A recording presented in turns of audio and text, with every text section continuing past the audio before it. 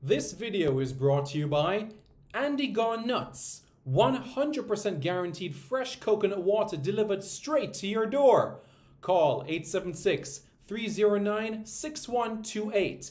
That's 876 309 6128. Refreshing and affordable. For more information, follow them on Instagram at Andy Gone Nuts.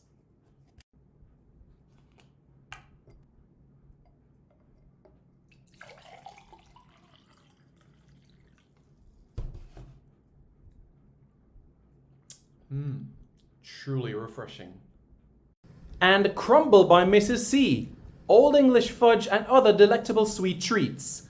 Call or WhatsApp 876 586 0471. That's 876 586 0471.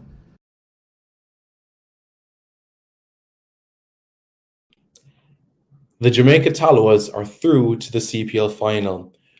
Who would have thought that at the start of the month? Well, here we are. Hello everyone, I'm Simon Preston and welcome back to Sports City.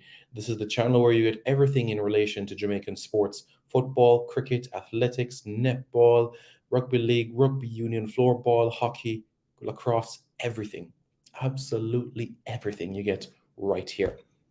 And the Jamaica Tallawahs have recorded another victory, and they're through to their first CPL final since 2016. Just let that sink in right there. Just let that sink in. 2016. The last time, 2016. And now they're in another final. And guess what? The Jamaica Tallawahs, they haven't won the title in 3 years. And guess what? Every time that they're in the final, guess what happens? They win. Every final that they're in, they win. That is right. And you know, for the Barbados Royal side of things, they've been in 3 finals. They've won 2 and lost 1. You know? And if you look at the head-to-head between both teams, the Jamaica Tallawahs, they've won 10. The Barbados Royals, they've won 9. And there's been 1 no result. So that's the head-to-head meetings. Now, as it relates to specifically this season in particular, well, both teams played each other on September 11 and September 15. Those were the, you could say, matchups for this particular campaign in the competition. On the match on September 11, it was the Barbados Royals that marched away with a victory as they defeated the Tallawahs by 8 wickets with 1 ball to spare.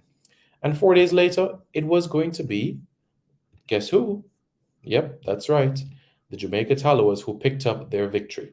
That is right. The Jamaica Tallawahs picking up a victory in this competition. So here we are at this point in time. Brian, how you doing, man? Hope you're doing good. If you want to hop in for a few minutes to give your thoughts about the team this season, then the link is right here. And you can give me your thoughts as it relates to the season just for a few minutes to chime in looking ahead to the final of this competition. As we know, the final will be played at the Providence Stadium in Guyana, and that is something that we can look out for. The Barbados Royals, formerly known as the Tridents, they've won 9 games against the Tallawahs, and the Tallawahs, they defeated the Royals 10 times, and there's been 1 no result, and that no result came in CPL 2016. Another point that's interesting is that the Jamaica Tallawahs, they won a CPL title in Trinidad, and so did Barbados. And Barbados, they won a CPL title in St. Kitts, and just like Jamaica as well. But let's get our good friend Brian on so we can talk a little bit more. Sir Brian, how's everything? Yeah, bro. You hearing me? Yeah, man, I can hear you good, man. I can hear you good, man. Yeah, How things, cool. man? Yeah, man, I'm there, man. Boy, man, I tell you, Yeah, it was a good match last night, 100 runs from the last 5 overs. That was just phenomenal, honestly. Yeah, but the thing is, you see, Guyana team, their bowling is the strongest part of their game, but I think that strength comes from the spinners. So when you have Tyre and Gudakesh Moti and Junior Sinclair to a lesser extent, they have been good, and Romar Shepherd has been good up front too. But if you look at their season, throughout the whole campaign, towards the end of the season, like the backovers and stuff, they have not been good.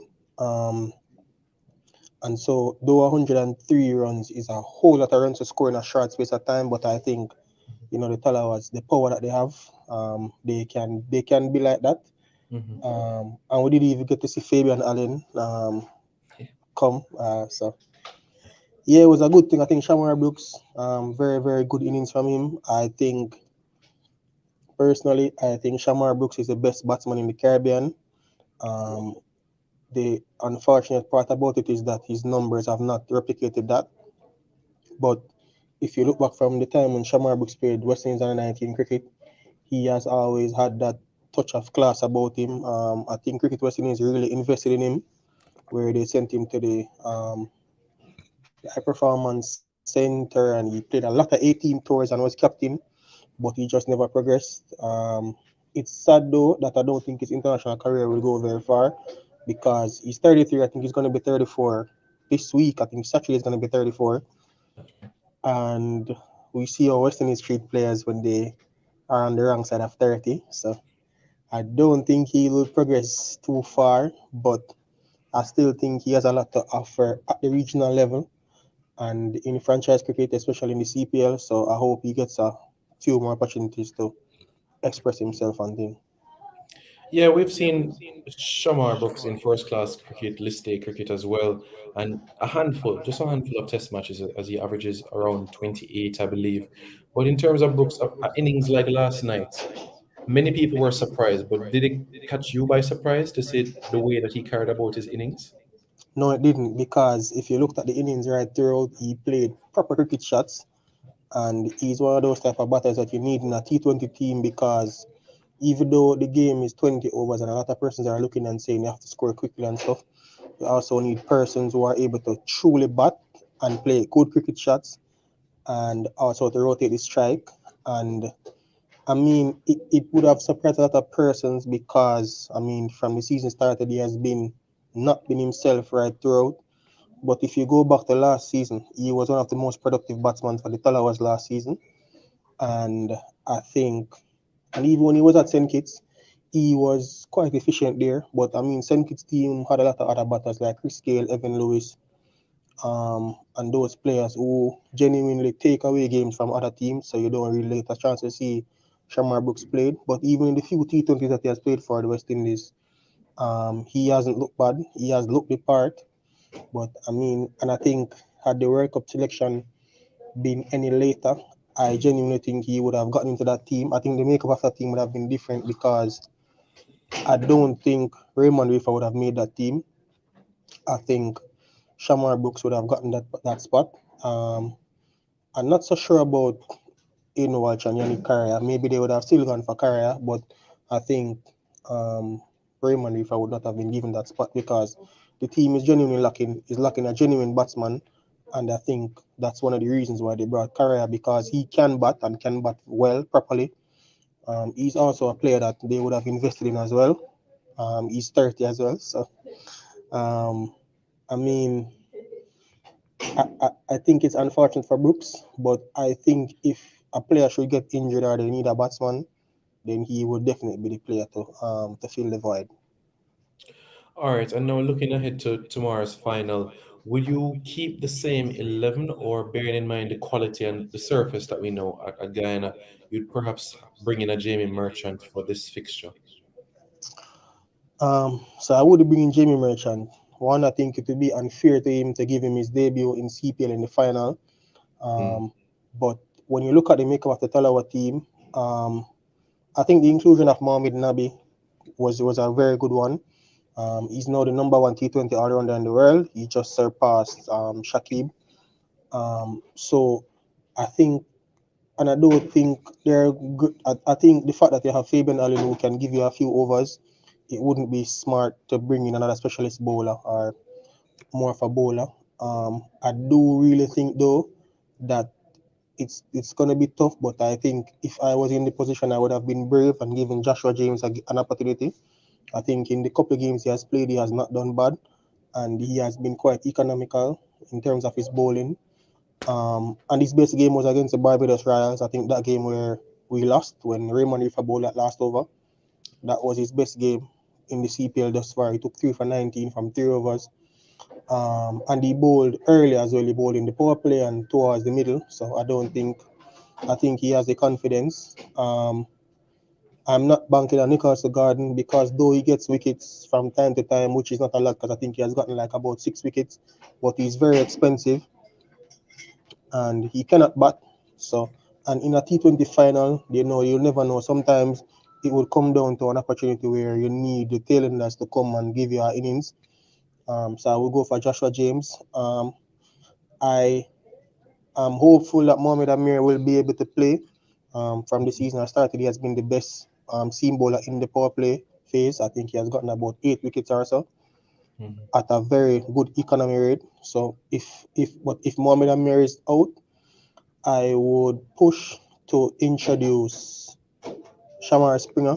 I think he is one of those players that you could give an opportunity. I mean, he bowls medium pace and he can bat as well. There's another player in the squad that's Ashmid Ned, but I heard he's not a part of the squad. He's just a net bowler, so he wouldn't be eligible. But if Amir is out, I would go for Shamar Springer and Joshua James. But there's also another thing that I'm looking at with the Tallawahs team. I know a lot of persons might be disappointed, but I would genuinely drop Kenar Lewis and play Amir Jangu because in a T20 game, you want to have your specialist wicketkeeper keeping. And even though Kenar Lewis can do a job, he's not lit the place around in terms of runs, and he's not the best keeper in the team. So if Django is not injured, I would play Django instead of Kenar Lewis. Or if I want to play both of them and Amir is fit, then I would replace Nicholas Garden with Amir Django and play an extra batsman because you have Fabian Allen, Imad Wazim, Mohamed Nabi, Chris Green, Amir, and you also have Ravman Powell too if needed. So I don't think there is a need to play Nicholas Garden if it is that you want to be safe because I mean last night Gerbaz dropped Shamar Brooks when he was on about 10 or 15 or somewhere thereabout and he went on to score 100 and you don't want to be in a T20 final and drop a simple catch because that costs you the game because even though Kenar Lewis is trying, you can see it. Whenever he's behind the stump, it's always a worry as to whether or not he's going to be able to take catches and stuff. And I mean, to be fair to him, he has not done bad because he's not wicket keeping is not something that he does day in day out. So I mean, and if you look at his size and stuff, so it's kind of difficult for him. But I think you want to always utilize your best wicket keeper, and I think if the Tarawa are thinking about it, that would be an option. But definitely, the Barbados Royals will go into the game as the favourites. They have been playing the best cricket thus far as a team. Little bit surprised that they have decided to give the captaincy to Kyle Mears. I thought Jason Holder would have been a better option, but I mean, maybe they want Kyle Mears to show some leadership and stuff and help him with his game and thing. And maybe that's the reason why they have done it. But when you look at the makeup of the Royals team, they're going to be very difficult to beat. I think the only person in that team who was not fired thus far, especially as an international player, would have been Harry Tector. I don't see him playing in the final unless Corbin Bosch is hurt. And I think Hayden Walsh may want to prove a point. And there's a young player in the Royals team who I think probably the finals would be a good opportunity to give him a game. Well, he has played so far and he has not done bad. Is Naeem Young. I think he's one of the brightest young prospects in terms of seam bowling. He has a lot of variations. He's very confident. And so I think on those type of wickets, his slower balls and his, gripping into the surface and stuff may prove to be a challenge. Finally, I think Raheem Cornwall, very underrated in terms of persons I always looked on him, but on his day, he can be very disruptive. And I also think it's going to be crucial as to how the Tallawahs bowl to him in terms of their plans, where they want to bowl. And also, the other player who they really have to plan for is Azam Khan. He is big in stature, but he's he's a more of a 360 player as compared to Raheem Cornwall, and he can bat. He can really bat, and if he bats long, the Tallawahs is going to be in for a very long night. But I mean, I hope the Tallawahs win, but I think if the Royals should win, I wouldn't be surprised. Yeah, you mentioned some names there. Thanks for that comprehensive review there, Brian. Like the likes of Jason Holder, Raheem Cornwall, Kyle Mears, Hayden Walsh Jr. Is it going to come down to spin, you feel? Because we've seen big totals in Guyana, and we've often heard Guyana is a wicket that is slow and low. Is the spinners going to be the X factor tomorrow night, or it could really be the batsmen? Um, I think I think I mean when you go into a final, sometimes it's always important about the mindset. I mean, Guyana is traditionally a pitch that is traditionally has pitches that are very slow and low, and spinners tend to dominate a lot. But as you saw last night, if you stick through and bat well and apply yourself, you will be able to score runs. And as you see, I think a couple nights ago, Barbados Royals were able to score close to 200 runs as well. So I think it's going to come down to the team that is more able to hold their nerve on the night, because sometimes the finals can bring out the best or bring out the worst in players. Um, I think the Barbados Royals would have had more players who have been successful at finals than the Tallawahs, because in the Tallawahs team you only have Ravman Powell. I think he has won the CPL twice, no, once. Once, and Kenner, Um, yeah, Kenner Lewis as well. Um, but Wazim. Yeah, yeah, Imad Wazim would have won it. yeah. Fabian Allen, no, yes, yeah, Fabian Allen won it with St. Kitts. He Thank was you. there on St. Kitts one. But Brandon King has been to a myriad of finals, has never won Yeah. one. So I mean, but I mean, and also I think the international players are going to play a critical role because of the experience and the players who have played in a lot of franchises around the world. Um, and like I said, I mean, Barbados, the international players have not necessarily played in a lot of franchise cricket Mhm, around the world. I mean, Azam Khan is kind of new on the scene. Corbin Bosch hasn't mhm, been around a lot. Harry Tector is very talented and is just coming onto the fore. But when you have a player like Jason Hole in your ranks, who has played in basically every continent that cricket has been on, and he has been very successful, and he's also captain the team at a test level, it brings a different level of a calming vibe in the camp, and maybe, just maybe, that could prove to be the X factor. Um, I think Ravman Powell has grown a great deal in terms of being a captain, and I think he has done a pretty good job this season. Hopefully, it's something that seems to bring out the best in him as well. I think he's the leading run scorer for the Tallawahs this season as well, with close to like 260 runs or thereabout. So I think it's going to be a very good final. I hope it's not a low scoring one, as yeah. those can tend to dull out a bit. But I mean, I think I think the two better teams throughout the season have gotten to the finals, and like I said, I want the Tallawahs to win it. But if I'm being honest, I think the Barbados Royals go into this game with the edge. All right, let's see. Let's see how things go, Brian. Really, really appreciate it, brother. If you're in the area, Kingston Jerk is doing our watch party for the final tomorrow at 6, so you can pass through if you want to. But we'll keep in touch same way, and let's see what the boys can do tomorrow. All right, no problem, bro. Respect. Yeah, man. All right, man. Take it easy. There we go. Brian Martin there speaking with us, giving that insight into the Jamaica Tallows and how he reckons that they will do tomorrow. He reckons that the Royals will have the slightest of edges going to this final. But as we know in cricket, momentum is such an important thing.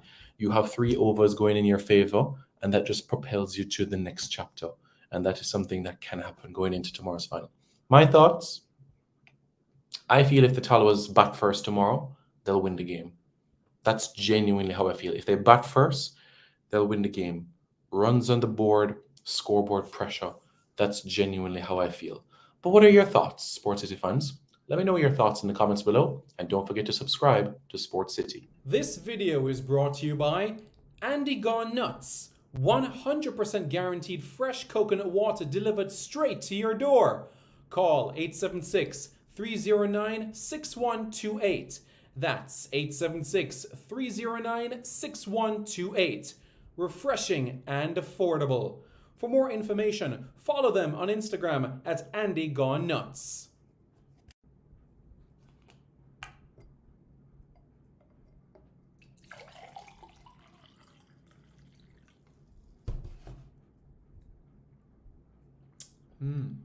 Truly refreshing. And Crumble by Mrs. C. Old English fudge and other delectable sweet treats. Call or WhatsApp 876-586-0471. That's 876-586-0471.